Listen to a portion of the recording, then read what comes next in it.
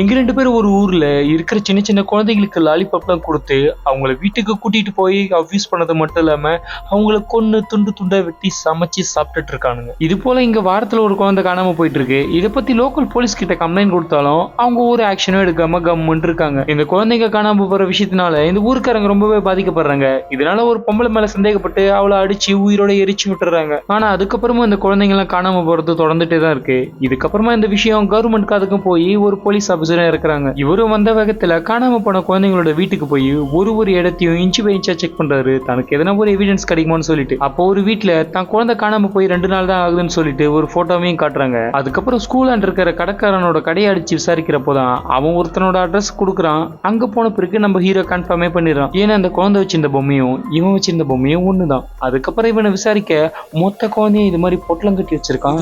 தெரியாதவங்க கொடுக்கறத எதையும் வாங்கி சாப்பிடக்கூடாது. Cheers.